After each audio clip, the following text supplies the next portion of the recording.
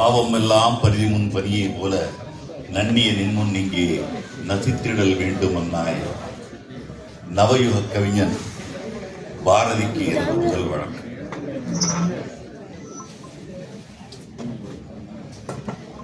எந்த ஒரு எழுத்தாளனுக்கும் மரியாதை என்பது யாரோ ஒருவர் பாராட்டுவதல்ல, அந்த எழுத்தாளனை படித்த அந்த எழுத்தாளனை ரசித்தவர்கள் மத்தியில் பாராட்டு கிடைப்பது என்பதற்கு பெயர்தான் உண்மையான வாழ்த்துரை, பாராட்டுரை. அந்த வகையில் எனது இந்த வாரம் தொகுதிகளை அறிமுகப்படுத்தி இங்கே ஒரு விழா நடத்தி கொண்டிருக்கின்ற புதுக்கோட்டை தமிழ்ச்சங்கத்தாருக்கு நான் வாழ்நாள் கடன்பட்டிருக்கிறேன் என்று சொல்வதா, அல்லது வாழ்நாள் முழுவதும் இதை நினைத்து புலகாங்கிதம் அடைவேன் என்று சொல்வதா, அல்லது என் நெஞ்சார வாழ்த்துக்களை அவர்களுக்கு அள்ளி தெளித்து மகிழ்வேன் என்று சொல்வதா என்று எனக்கு தெரியவில்லை. எல்லாமே தான். புதுக்கோட்டை தமிழ்ச்சங்கத்தின் சார்பில் என் இனிய நண்பர் கவிஞர் தங்கமூர்த்தி அவர்களும்,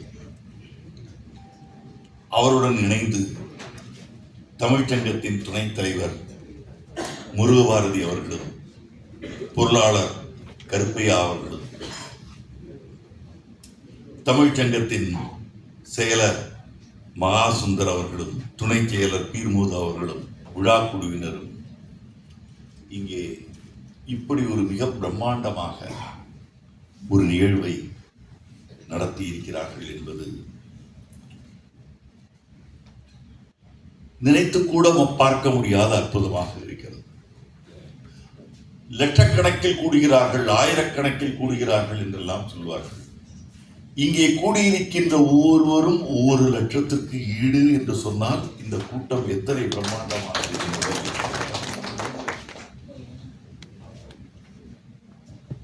எண்ணிக்கை என்பது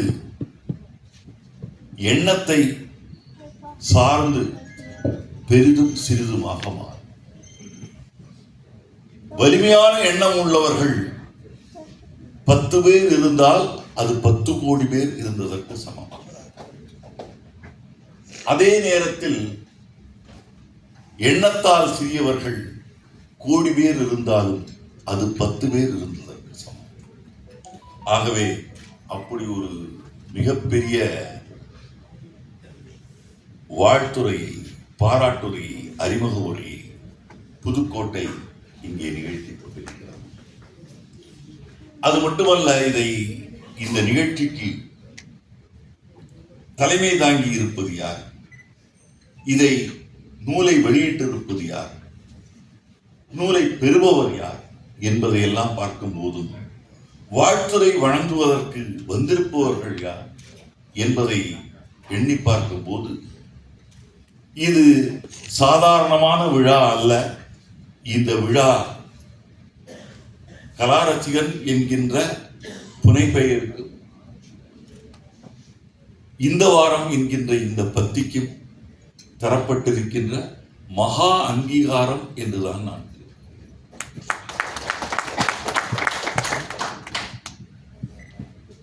புதுக்கோட்டையில் இந்த நிகழ்வு நடக்கிறது.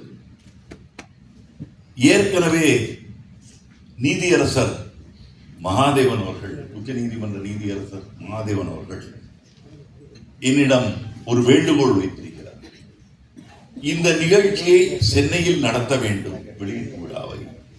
நான் தான் அந்த நிகழ்ச்சியில் பேசுவேன். நான் பேசுவதாக இருந்தால் இது யாரும் பேசக்கூடாது. அந்த கூட்டத்தில் எனக்கு நீங்கள் 1.5 மணி நேரம் அல்லது 2 மணி நேரம் தர வேண்டும்.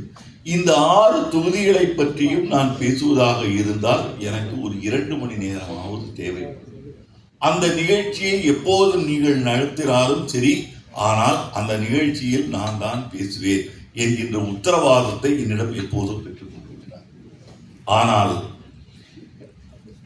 தினந்தோறும் எழுதுவது, இயங்குவது என்று இருக்கின்ற என்னால் சென்னையில் ஒரு நிகழ்ச்சியை நடத்த முடியவில்லை, நடத்துவதற்கு முனைய முடியவில்லை என்பதுதான். அதற்கும் ஒரு காரணம் இருந்திருக்கிறது. எல்லா காரியத்திற்கும் ஒரு காரணம் உண்டு என்று சொல்வார்கள். புதுக்கோட்டையில் தான், புதுக்கோட்டை தமிழ்ச்சங்கத்தில் தான் தமிழகத்தில் இதன் அறிமுக விழா நடக்க வேண்டும் என்பது இந்த வாரம் கலாரசிகன் இருவருக்கும் தரப்பட்டிருக்கின்ற இறைச்சித்தம் விதி. அது நிகழ்ந்திருக்கிறது. தமிழனை பார்த்தாள், இதை எங்கே முதலில் அறிமுகப்படுத்தி விழா நடத்துவது என்று அவள் தீர்மானித்தாள். இது புதுக்கோட்டையில் நடக்கட்டும், அங்கேதான் நல்ல இலக்கிய ரசிகர்கள் இருக்கிறார்கள், அங்கேதான் இதை ரசிப்பவர்கள் அதிகமாக இருக்கிறார்கள், அங்கேயே போய் நடக்கட்டும். அதை எனக்கு நிகழ்த்தி காட்டி தந்திருப்பவர் கவிஞர் தங்கமூர்த்தி அவர்கள். அவருக்கு நான் எத்துணை நன்றி சொன்னாலும் அது போதுமானதாக இருக்காது. இங்கே ஒரு வேடிக்கையான ஒரு விஷயத்தை சொல்கிறேன். கவிஞர் தங்கமூர்த்தி அவர்களை நான் முதலாக சந்தித்தது நேரில் அல்ல, அவருடைய கவிதை மூலமாக. தங்கமூர்த்தி அவர்களுடைய கவிதை தொகுப்பை பார்த்து கலாரசிகனில் அதை நான் பதிவு செய்து பல ஆண்டுகளுக்கு பிறகுதான் அவரை நேரில் தெரியுதானே. அவர் யார் என்று கூட எனக்கு தெரியாது. அடடா, இப்படி ஒரு நல்ல கவிதை. இதே போலதான் இங்கே பேசும்போது சொன்னார்கள், இந்த பெயர்களை எல்லாம் நான் இப்போதுதான் நேரில் பார்க்கிறேன்.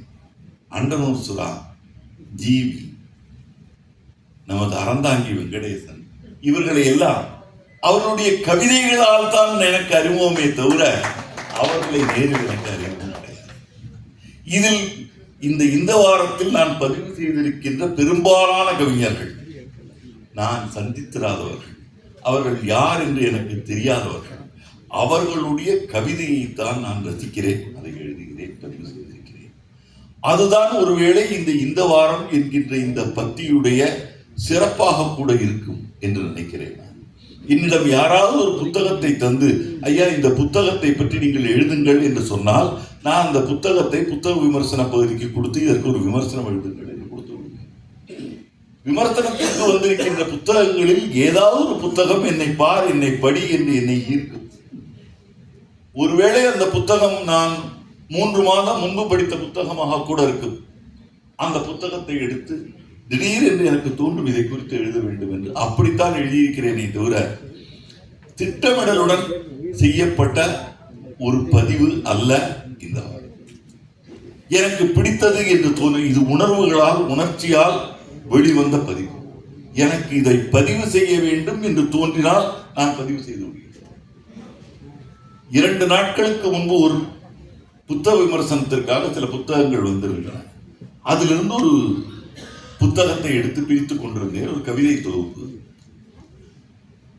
எனக்கு எப்போதுமே ஒரு பழக்கம் உண்டு. நான் எதையாவது ரசிப்பதாக இருந்தால் என் அருகில் உள்ளவர்களை எல்லாம் கூட்டி வைத்துக் கொண்டு ரசிப்பது என்பது எனக்கு பிடித்தமான. அதில் வந்திருந்த ஒரு கவிதை நான் காலையில் திரு தங்கமூர்த்தி அவர்களிடம் கூட பகிர்ந்து கொண்டேன். எடுத்து பார்த்தேன். அந்த கவிதையை பார்த்த உடனே எனக்கு பிரமிப்பாகிவிட்டது. 3 வரியில் ஒரு மிகப்பெரிய ஒரு சமுதாய தத்துவத்தை ஒருவரால் அடக்க முடியுமா? அந்த கவிதை வேறு ஒன்றுமல்ல, ஒலியில் கூட ஏற்றத்தாழ்வு, ஒலியில் கூட ஏற்றத்தாழ்வு, குரில் நெடி, இவ்வளவுதான். ஏற்றத்தாழ்வு என்று நாம் சொல்கிறோம், சமுதாயம் சொல்கிறோம், சமுதாய சிந்தனை சொல்கிறோம். இப்படி ஒரு 3 வரியில் ஒரு கவிதை. உடனே என்னுடைய ஆசிரியர் குழுவினரிடம் நான் என் அறையிலிருந்து வெளியில் வந்து விட்டேன். அடடா, இப்படி ஒரு கவிதை இருக்கிறது பாருங்கள். சிந்தனை என்பது எங்கிருந்து வரும் என்றெல்லாம் தெரியாது. சென்னை மாநகரத்தில் ஜோல்னா பையை போட்டுக்கொண்டு மிகப்பெரிய கவிஞர்கள் என்று தங்களை அடையாளப்படுத்திக் கொள்பவர்களை விட தமிழகத்தின் மூலை முடுக்குகளிலிருந்து சிலர் எழுதுகின்ற சில கவிஞர்கள், அவர்கள் எழுதுகின்ற அந்த எழுத்துக்களும் அதன் வீச்சும் தாக்கமும். நீதியரசர் தன்னுடைய தீர்ப்பில் எழுதினார் என்று சொன்னாரே, அகதிகள் முகாமில் இலங்கை அகதிகளை பற்றிய தீர்ப்பில் அவர் கொடுத்திருக்கின்ற அந்த கவிதை இதுதான். மழை பெய்கிறது, அகதிகள் முகாம், மண் வாசனை. அகதிகள் முகாம், மழை பெய்கிறது, மண் வாசனை. அந்த ஈழத்தமிழர்களுடைய அந்த அகதிகள் முகாம் குறித்து எழுதுகின்ற ஒரு தீர்ப்பில் இந்த கவிதையை குறிப்பிடுகிறார் நீதியரசர். இதுபோல பல கவிதைகள். இதில் நான் சில கவிதைகளை எல்லாம் ரசித்து ரசித்து நான் இது ஏதோ குறிப்பிட்ட கவிதைகள் அல்ல, இதில் வெளியில் வந்திருக்கின்ற ஒவ்வொரு கவிதையையும் நான் இப்போது திருப்பி பார்க்கிறேன். அன்றன்றைக்கு எழுதி முடித்து விட்டால் அது முடிந்து போய்விடும், கடந்து போய்விடுவேன். இப்போது எனக்கு ஒரு வாய்ப்பு, திருப்பி பார்த்தேன். கவிஞர் வனவை துரிகா என்று ஒருவர் கறிக்கடைக்காரனின் சைவ மெனுக்கார் என்று ஒரு கவிதை தொகுப்பை வெளியிட்டிருக்கிறார். அதில் வந்திருக்கிறது இந்த கவிதை. 2 நீதியரசர்கள் இங்கே இருக்கிறார்கள், வழக்குரைஞர்களும் நீதித்துறையினரும் இருக்கிறார்கள். ஒரு அற்புதமான ஒரு கவிதையை எழுதியிருக்கிறார். கோர்ட் வாசல், செருப்பு தைக்கும் கடை, நல்ல வருமானம்.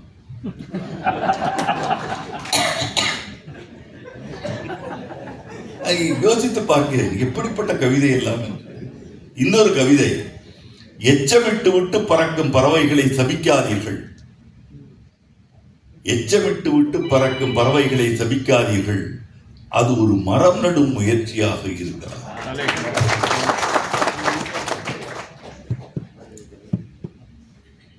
இன்னொரு எழுதுகிறார், இது ஒரு கடிதம், இந்த கடிதம் இத்தனை நாளும் ஏன் எப்படி என் பார்வையில் படாமல் எனது மேஜையில் குவிந்து கிடக்கும் பல்வேறு ஆவணங்களுக்கு இடையில் ஒளிந்து கொண்டிருந்தது என்பது எனக்கு புறப்படாத ஆச்சரியம். 2 ஆண்டுகளுக்கு முன்பு கோவையில் நடிகர் சிவகுமாரின் சித்திரச்சோலை நிகழ்ச்சியை தொடர்ந்து அதற்கு பாராட்டு தெரிவித்து கடிதம் எழுதியிருக்கிறார் கோவையைச் சேர்ந்த தினமணி வாசகர் தாதன்குளம் டேனியல் ஜூலியட். அவர் ஒரு கடிதம் எழுதியிருந்தார். அவர் கடிதம் எழுதிய நாள் 17/1/2017. அந்த கடிதத்தை நான் படித்த நாள் 14/3/2019. இத்தனை நாளும் என் மேஜையிலேயே அந்த கடிதம் கிடந்திருக்கிறது. அந்த கடிதத்தை எடுத்து பார்த்தேன். அந்த கடிதத்துடன் ஒரு கவிதையையும் இணைத்திருந்தார். அதைத்தான் கவிதையாக கொடுத்திருக்கிறேன். உரமிடாமல் வளர்ந்தது, உரமிடாமல் வளர்ந்தது, உரமிட வாங்கிய பயிர்க்கடன். உரமிடுவதற்கு வாங்கிய பயிர்க்கடன் உரமிடாமல் வளர்ந்தது. கவிஞர் உஸ்மான் என்று ஒருவர், அவர் ரஹ்மத் பதிப்பகத்தில் இருந்தார். எனது மிக நெருங்கிய நண்பரான சிங்கப்பூர் முஸ்தபா அவர்களுடைய உதவியாளராக இருந்தவர். அவர் இறந்து விட்டார், காலமாகி விட்டார். அவர் எழுதிய கவிதை இது. நேராக வளரும் மரங்கள் தான் முதலில் வெட்டப்படுகின்றன. அந்த மரங்களுக்குத்தான் அதிகமான அகலம் இருக்கும் என்பதால் அந்த மரம் நேராக வளர்ந்தால் அவைதான் முதலில் வெட்டப்படுகின்றன. இப்படி பல கவிதைகள். படித்தவுடன் அந்த கவிதையை பதிவு செய்ய வேண்டும் என்கின்ற ஒரு வேகத்தை எனக்குள் ஏற்படுத்தி, அதே போல என்னை பிரமிக்க வைத்த வேறு பல விடயங்களும் கூட உண்டு. ஐயா தோழர் நல்லகண்ணு அவர்கள் தாமிரபரணி ஆற்றுக்காக மிகப்பெரிய போராட்டத்தை நடத்தி கொண்டிருந்த நேரம் அது. அப்போது அந்த தாமிரபரணி அமைப்பு அது மணற்கொள்ளையர்களிடமிருந்தும் ஆக்கிரமிப்பாளர்களிடம் நதியை காப்பாற்ற வேண்டும் என்பதற்கான முனைப்பு. அந்த பாராட்டு விழா அழைப்பிதழ், தோழர் நல்லகண்ணு அவர்களுடைய தாமிரபரணி இயக்கத்தின் பாராட்டு விழா அழைப்பிதழ், அதில் ஒரு கவிதை இருந்தது. அந்த அழைப்பிதழை பார்த்தவுடன் நான் பிரமித்து போய்விட்டேன். இவ்வளவு பெரிய தத்துவத்தை அடக்கிய ஒரு கவிதை இது. கடைசி மரமும் வெட்டி உண்டு, கடைசி நதியும் விஷம் ஏறி, கடைசி மீனும் பிடிபட. கடைசி மரமும் வெட்டி உண்டு, கடைசி நதியும் விஷம் ஏறி, கடைசி மீனும் பிடிபட. அப்போதுதான் உரைக்கும் நமக்கு பணத்தை சாப்பிட முடியாது. அதுவரை உரைக்காது, பணத்தை சாப்பிட முடியாது. இது எல்லாம் பணம் பணம் என்று அள்ளி எடுத்து விட்டு கடைசியில் ஒரு நாள் உங்களுக்கு தெரியும்.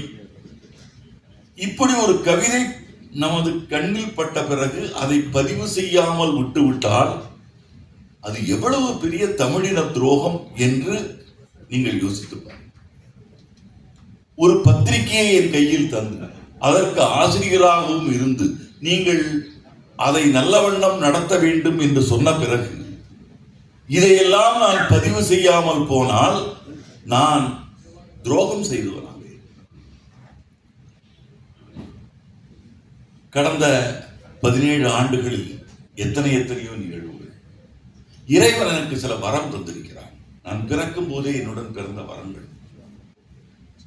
நான் எழுதி முடிக்கும் வரை எனக்கு பசிக்காது. சாப்பிட்டு விட்டால் என்னால் எழுத முடியாது. எழுதி முடித்து விட்டுத்தான் நான் சாப்பிடுவேன். அதற்காக காத்திருக்க முடியும். படுத்தால் எல்லோரும் நீங்கள் எப்போது படுக்கிறீர்கள், எப்போது எழுந்திருக்கிறீர்கள் அப்படியெல்லாம் கிடையாது. தினமும் 8 மணி நேரம் நான் தூங்குகிறேன். எப்போது தூங்குகிறேன் என்பதுதான் எனக்கு தெரியாது. காலையில் 4 மணிக்கு படுத்தால் 10 மணிக்கு எழுந்திருப்பேன். இரவு 10 மணிக்கு படுத்தால் 4 மணிக்கு எழுந்திருப்பேன். ஒரு 6 மணி நேரம் தூங்க வேண்டும். பிறகு ஒரு 2 மணி நேரம் மதியம் தூங்க வேண்டும். அப்படி 8 மணி நேரம் தூங்கி விடுகிறேன். அதிலும் எனக்கு இன்னொரு பெரிய வரம் உண்டு. நான் படுத்தால் சில வினாடிகள் நீங்கள் சுடுக்கிக் கொண்டிருக்கலாம், சில வினாடிகளில் நான் தூங்கி விடுவேன். ஆழ்ந்து தூங்கி விடுவேன். எனக்கு குண்டு போட்டால் கூட எனக்கு தெரியாது. அது இறைவன். அதே போல இன்னொரு வரம் என்னவென்றால் மிக விரைவாக புத்தகத்தை படிப்பது. நான் ஒரு புத்தகத்தை எடுத்து விட்டால் அந்த புத்தகத்தை படித்து விட்டு தான் எடுத்து வைப்பேன்.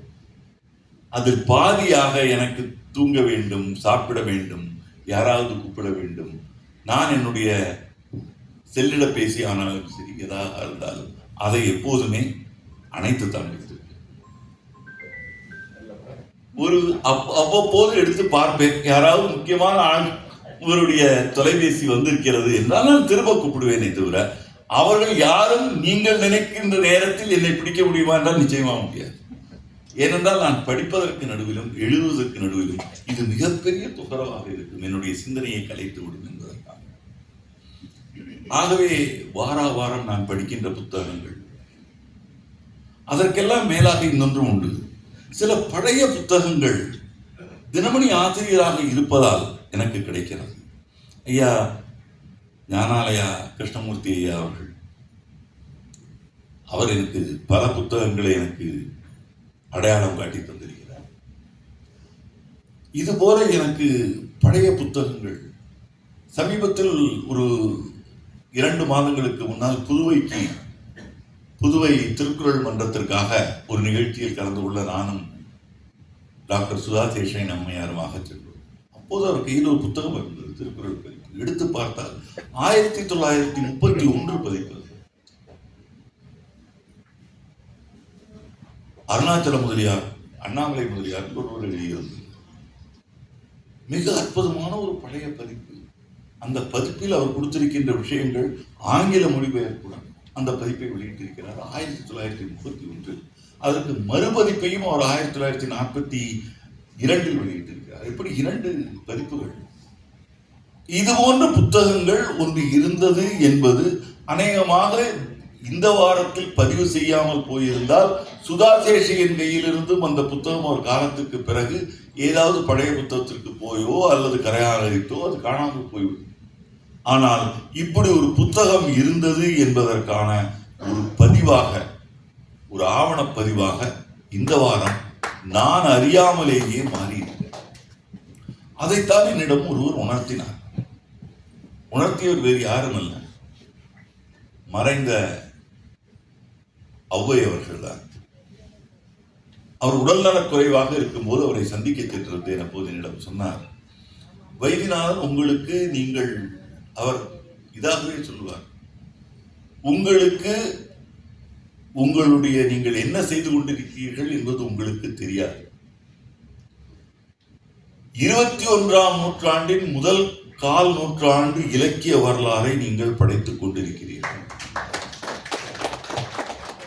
இந்த 25 ஆண்டுகளில் என்ன எழுத்தாளர்கள் இருந்தார்கள், என்ன கவிஞர்கள் இருந்தார்கள், என்ன புத்தகங்கள் வந்தன, புதுக்கோட்டை கம்பன் கழகம் என்ன செய்தது, புதுக்கோட்டை தமிழ்ச்சங்கம் என்ன செய்தது, தென்காசி திருவள்ளுவர் கழகம் என்ன செய்தது, கோவை கம்பன் கழகத்தில் என்ன நடந்தது, இப்படி உள்ள அத்தனை செய்திகளும் ஏதாவது ஒரு இடத்தில் ஆவணமாக ஒரு 50 ஆண்டுகளுக்கு பிறகு 100 ஆண்டுகளுக்கு பிறகு தமிழ் ஒரு நல்லுலகம் தெரிந்து கொள்ள வேண்டுமானால் அதற்காக இருக்கின்ற ஒரே ஒரு பதிவு உங்களுடைய இந்த வாரம்தான். அதனால்தான் இந்த வாரம் என்கின்ற இந்த உங்களுடைய தொகுப்புக்கு நான் அணிந்துரை எழுதி தந்திருக்கிறேன். நான் நெகிழ்ந்துதான் போனேன். ஆனால் உங்களிடம் உண்மையை சொல்ல போனால் இப்படியெல்லாம் ஆகும் என்றோ, இப்படியெல்லாம் ஒரு பெருமை இதற்கு வரும் என்றோ நான் நினைத்து இதை செய்யவில்லை. நான் இதை தொடங்கியது இந்த வாரம். முன்பு சொன்னது போல, நீதியரசர் சொன்னது போல, ஒரு வார கட்டாயம் வந்தது, இந்த இடம் வந்தது, இந்த இடத்தில் எழுதுவதற்கு ஒன்று வேண்டும் என்று இருந்தது. நான் எழுதத் தொடங்கினேன். தமிழ்மணி என்பது நான் திட்டமிட்டேன். அதில் எனக்கு இதற்கு முன்னால் வந்த முந்தைய தமிழ்மணியில் முழுக்க முழுக்க தமிழ் இலக்கியம் மட்டுமல்ல, அதில் வேறு பல அறிவியல் விடயங்கள் எல்லாம் சேர்ந்துதான் இருந்தன. குழந்தை இலக்கியம் எல்லாம் இருந்தன. சொல்வேட்டை அவையெல்லாம் இருந்தன. சொல்வேட்டை என்பது நீதியரசர் ராமசுப்பிரமணியம் அவர்கள் ஒரு நிகழ்ச்சியில் சொன்னதை தொடர்ந்து தினமணியில் நான் கொண்டு வந்தது. அந்த தமிழ்மணி பகுதியை ஐயா அவர்கள் கேட்டார்கள், இதை ஏன் நீங்கள் பழையது போல ஒரு புத்தகமாக கொண்டு வரக்கூடாதா, இல்லை நீங்கள் அதை தினமணி கதிரில் இணைக்கக்கூடாதா என்றெல்லாம் கேட்கிறார்கள். கவிஞர் முத்தமிழ் அவர்களுக்கு நான் சொல்லிக்கொள்ள விரும்புவது இதுதான். தமிழ் அறிஞர்களுக்காகவும், தமிழ் ஆசிரியர்களுக்காகவும், தமிழ் மாணவர்களுக்காகவும் இந்த தமிழ்மணி என்கிற பகுதி கொண்டு வரப்படவில்லை. சாமானிய தமிழன் இன்று தமிழ் இலக்கியத்திலிருந்து விலகி நிற்கிறார். அவனுக்கு புறநானூரோ அகநானூரோ நமது சமய இலக்கியங்களோ அல்லது கவிதைகளோ இவையெல்லாம் அவனுக்கு இதில் நாட்டமே இல்லாமல் திரைப்படங்களிலும் நுகர்வு கலாச்சாரத்திலும் திருப்பி போய்விட்டார். சாமானிய தமிழனுக்கு எனக்கு தெரிந்து அன்றைய அரை நூற்றாண்டு காலம் அல்ல, ஏறத்தாழ ஒரு 60-70 ஆண்டுகளுக்கு முன்னால் நீங்கள் பார்த்தீர்களே, ஆனால் இடதுசாரி இயக்கங்களும் திராவிட இயக்கங்களும் பல பத்திரிகைகளை கொண்டு வந்தன. அந்த பத்திரிகைகளில் இலக்கியம் இருந்தது. இலக்கியத்திற்காக அந்த பத்திரிகைகள் நடத்தப்பட்டன. இன்று அரசியல் பத்திரிகைகள் ஆனாலும் சரி, வெகுஜன பத்திரிகைகள் ஆனாலும் சரி, அதில் இலக்கியத்திற்கு பங்கே இல்லை என்கின்ற ஒரு சூழல் நிலவுகிறது. அந்த சூழலில் இருந்து மாறி தினசரி பத்திரிகையில் ஒரு பக்கமாக இது வரும்போதுதான் புரட்டி பார்க்கும் போது அவன் கண்களில் புறநானூறு இருக்கிறது, அகநானூறு இருக்கிறது, ஐங்குறுநூறு இருக்கிறது, தொல்காப்பியம் இருக்கிறது, குறள் இருக்கிறது, கம்பன் இருக்கிறான், பாரதி இருக்கிறான், பாரதிதாசன் இருக்கிறான் என்பது அவனுக்கு தெரிய வேண்டும்.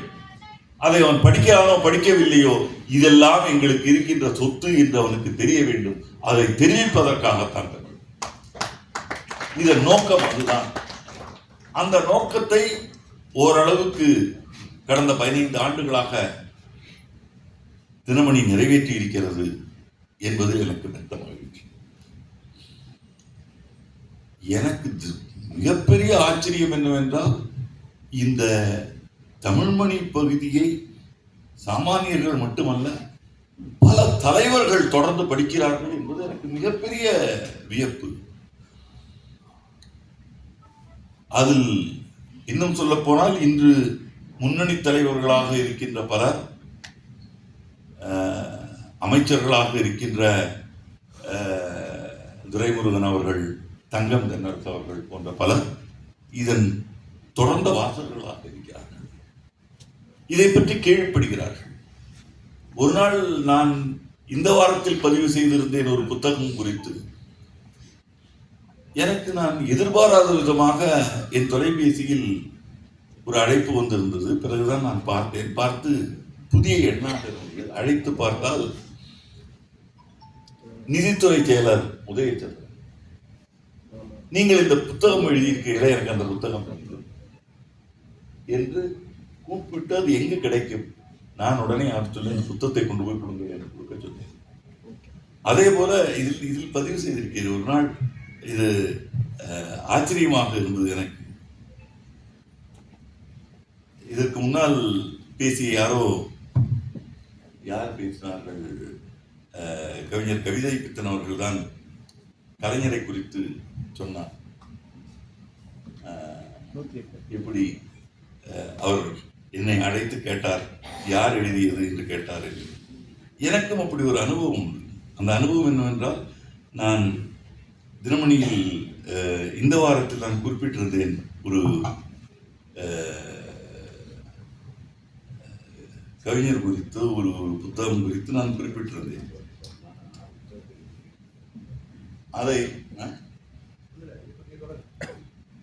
அதை பார்த்து விட்டு அங்கிருந்து திடீர்னு எனக்கு ஒரு அழைப்பு.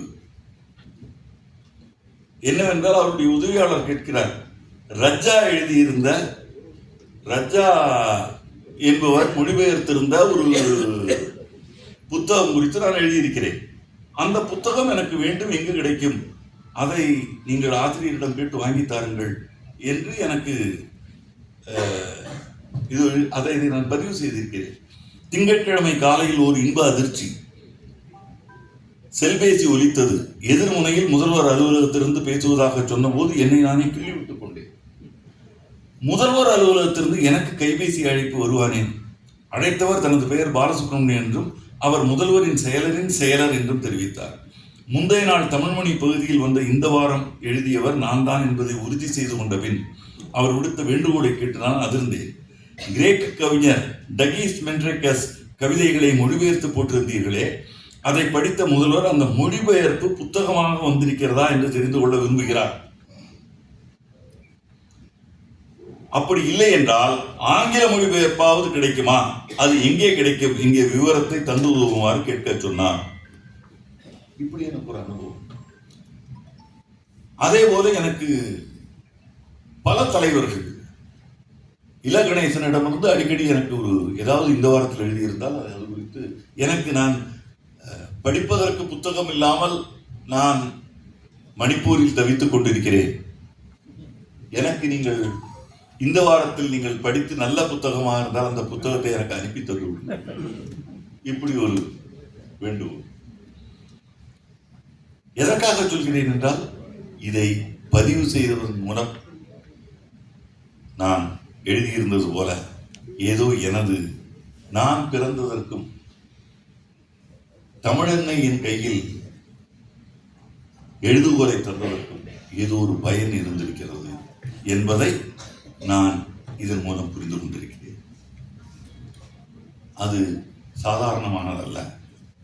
இப்படியெல்லாம் வரும், இப்படியெல்லாம் ஒரு எழுத்தாளனாக, தினமணியின் ஆசிரியராக, என்னுடன் கல்லூரியில் என்னுடன் படித்த 2 என் வகுப்பறை தோழர்கள் இங்கே வந்திருக்கிறார்கள்.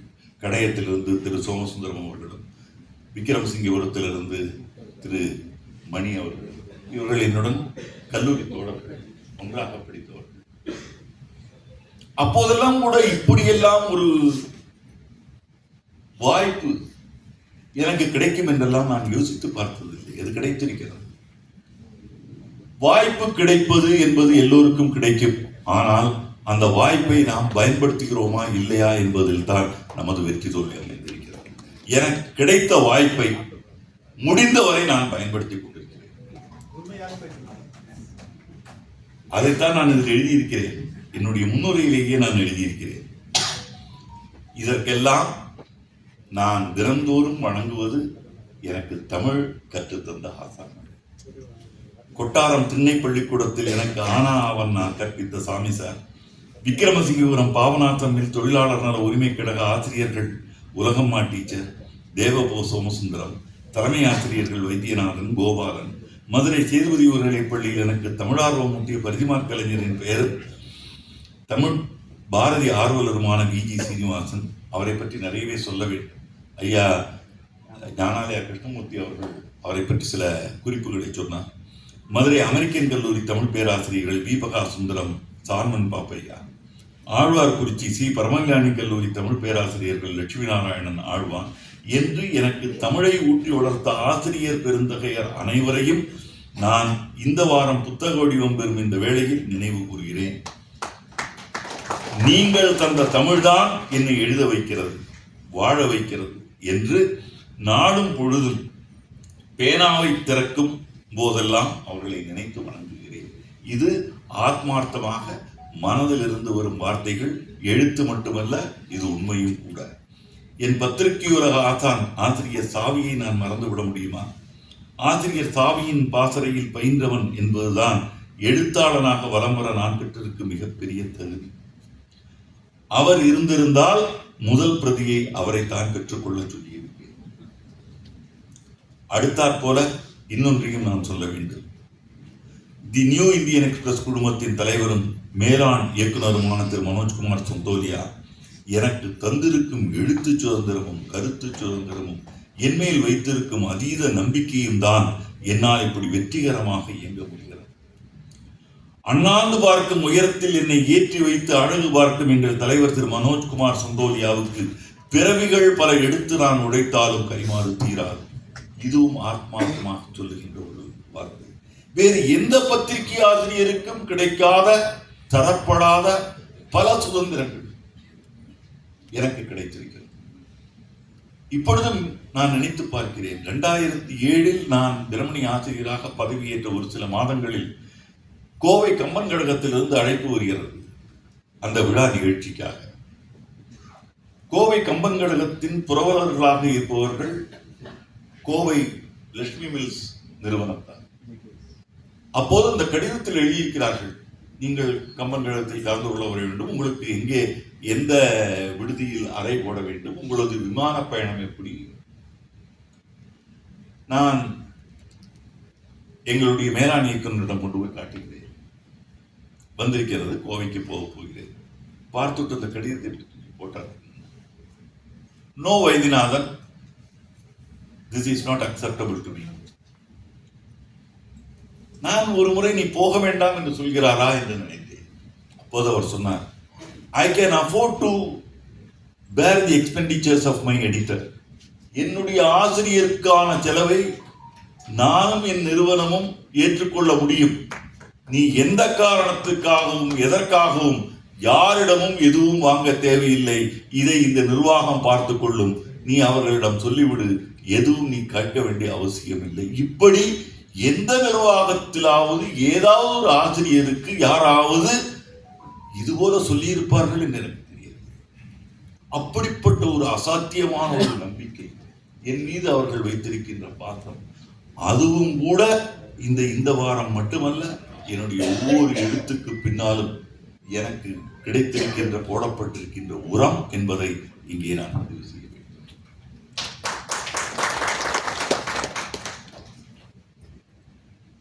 உலகம் ஓடிக்கொண்டிருக்கிறது. அதுவும் நுகர்வு கலாச்சாரம் பரவி கொண்டிருக்கிறது. இந்த நேரத்தில் மனிதன் இலக்கிய ஆர்வம் இல்லாமல், இசை ஆர்வம் இல்லாமல் போய்விட்டால் அவன் வெறும் இயந்திரமாக மாறிவிடுவார்.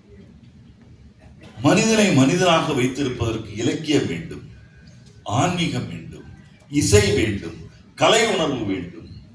இவையெல்லாம் இல்லை என்றால் உணர்வற்றவனாக, வெறும் பணம் சம்பாதிக்கின்ற இயந்திரமாக அவன் மாறிவிடக்கூடும்.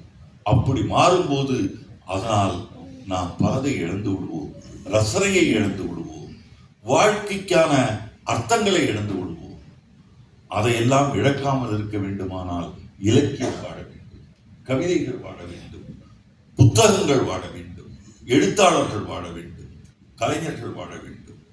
அவர்களை எல்லாம் பதிவு செய்வதற்கு என்னை போன்ற சில ரசிகர்களும் வாழ வேண்டும். இந்த ரசனையை பற்றி சொன்னார்கள். மிக அழகாக கம்பன் ஒரு காளிதாசன் ஒரு சம்ஸ்கிருத ஸ்லோகத்தில் ரசனை பற்றி குறிப்பிட்டிருப்பார். அவர் சொல்லுவார், இந்த கவிஞர்கள் இருக்கிறார்களே, இவர்களுக்கு அவர்களுடைய கவிதைகளை பற்றி எல்லாம் தெரியாது. அவர்களுக்கு உணர்வு வந்தால் எழுதி விடுவார்கள், அதற்கு மேல் அவர்களுக்கு தெரியாது. பிறகு யாருக்கு தெரியும்? அந்த கவிதையை படித்து ரசிக்கிறானே, அந்த ரசிகனுக்கு தான் தெரியும். கவிதா ரச சாதுரியம்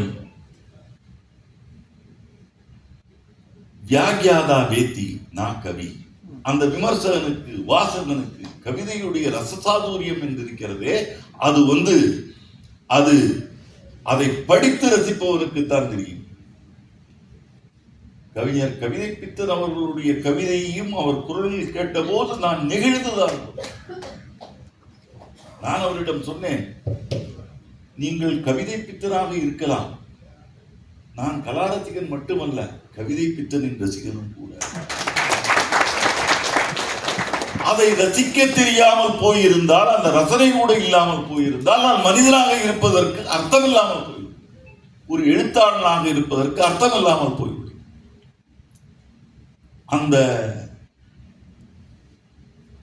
இதில் எனக்கு இன்னொரு மிகப்பெரிய மகிழ்ச்சியும் ஒரு பெருமிதமும் உண்டு. நான் எந்த ஊருக்கு போனாலும் அந்த ஊரில் வயதான தமிழறிஞர்கள், சமுதாய தொண்டாற்றியவர்கள் யாராவது இருக்கிறார்கள் என்று தெரிந்தால், எங்களது நிருபர்கள் யாராவது சொன்னால் தவறாமல் நான் அவர்களை சென்று சந்தித்து விடுவேன். எனக்கு அதில் எந்த விதமான வேறு பாக்கி எதை வேண்டுமானாலும் ஒதுக்கி வைத்து விடலாம், சென்று விடுவேன். அதற்கு என்ன காரணம் என்று சொன்னால், இது எனக்கு கண்கூடாக சிதம்பரத்தில் ஒரு முறை நடந்தது. ஏறத்தாழ 15 ஆண்டுகளுக்கு முன்பு சிதம்பரம் நான் சென்றிருந்த போது என்னிடம் தமிழ் பண்பாட்டு வரலாறு என்று ஒரு 6 புத்தகங்களின் தொகுதி, அதை ஒருவர் எழுதியிருக்கிறார். சிதம்பரம் பல்கலைக்கழகத்தின் தமிழ்துறை தலைவராக இருந்தவர் முனைவர் வைத்திலிங்கம் என்றவர் பெயர். அவர் சிதம்பரத்தில் அந்த புத்தகம் நான் பார்த்தேன்.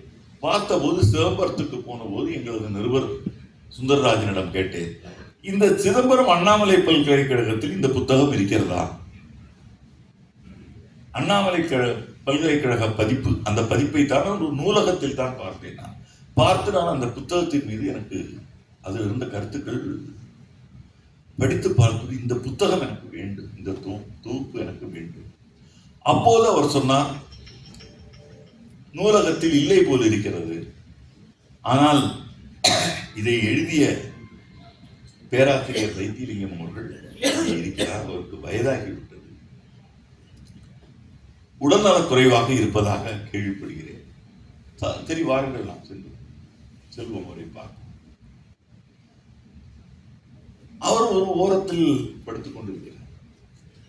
போய் பார்த்தவுடன் நான் வருகிறேன் என்ற போது அவருக்கு மிகுந்த மகிழ்ச்சி. எல்லோரும் அக்கம் பக்கத்தில் இருக்கிற கார் ஒரு மகிழ்ந்து வருகிறது. மகிழ்ந்திருந்து தினமணி ஆசிரியர் என்று இறங்கிறார். இவருடன் சிதம்பரத்திலிருந்து சில தமிழ் ஆர்வலர்கள் இருக்கிறார்கள், பேராசிரியர்கள் இருக்கிறார்கள், நமது நிருபர்கள் இருக்கிறார்கள். நாங்கள் எல்லோருமாக அங்கே வரும்போது அந்த தெருவிலிருந்து எல்லோரும் ஓடி வந்து விட்டார், என்ன ஏது என்று.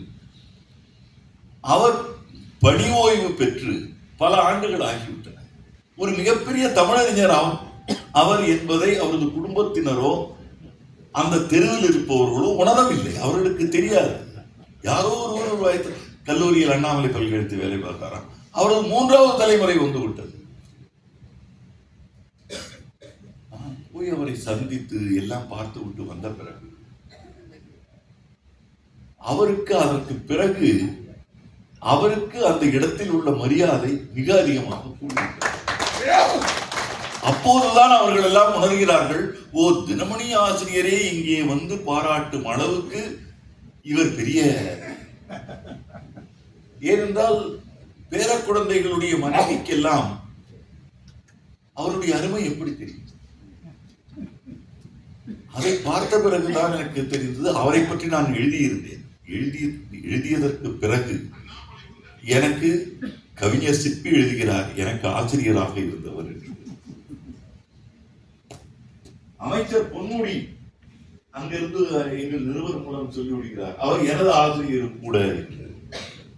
இப்படி பலருடைய பல வயதானவர்களை நாம் போய் சந்திக்கும் போது, தினமணி ஆசிரியராக நாம் போய் சந்திக்கும் போது, அந்த தமிழறிஞர்களுக்கு ஒரு தமிழ் பத்திரிகை ஆசிரியர், ஒரு தமிழ் இதழாளர், ஒரு தமிழ் இதழ் தர வேண்டிய மரியாதையை தருகிறது என்று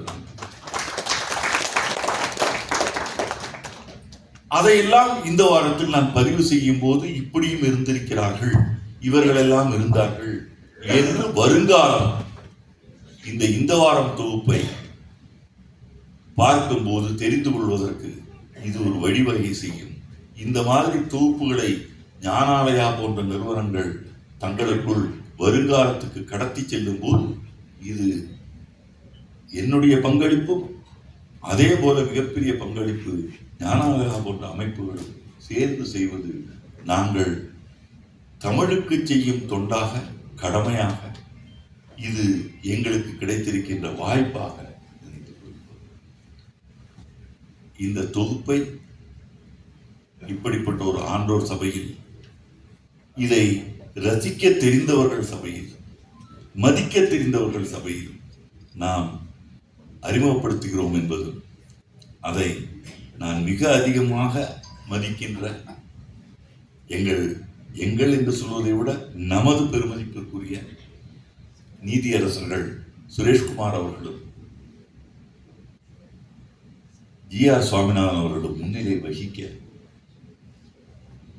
ஞானாலயா கிருஷ்ணமூர்த்தி போன்ற ஒரு தமிழுக்கு மிகப்பெரிய தொண்டாற்றிக் கொண்டிருக்கும் ஒருவர் முன்னிலையில், கவிதை பித்தன் அவர்களும் நமது கவிஞர் முத்துலிம் நிலவன் அவர்களும் மேடையில் அமர்ந்திருக்க, கவிஞர் தங்கமூர்த்தி அவர்களுடைய தலைமையில் இங்கே ஆழ்ந்த அறிஞர்கள் அகவை 97 கடந்த ஐயா மதிவாணன் அவர்கள், மதுரையிலிருந்து இங்கே வந்திருக்கின்ற என் மிக நெருங்கிய உறவான ஐயா வரதராசன் அவர்களும் அவரது துணைவியார், அதே போல இங்கே திலகவதியார்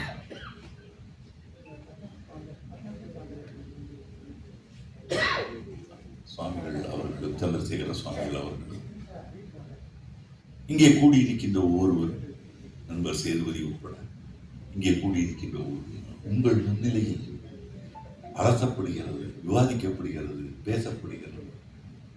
இதற்கெல்லாம் கொடுத்து வைத்திருக்க வேண்டும். உங்கள் ஒவ்வொருவரையும் தனித்தனியாக பாதம் தொட்டு என் நன்றி அறிதலை உங்களுக்கு தெரிவித்துக் கொள்கிறேன். நன்றி. எழுதிய பின்தான் தூக்கம் வரும், அப்படி ஒரு வரம் 8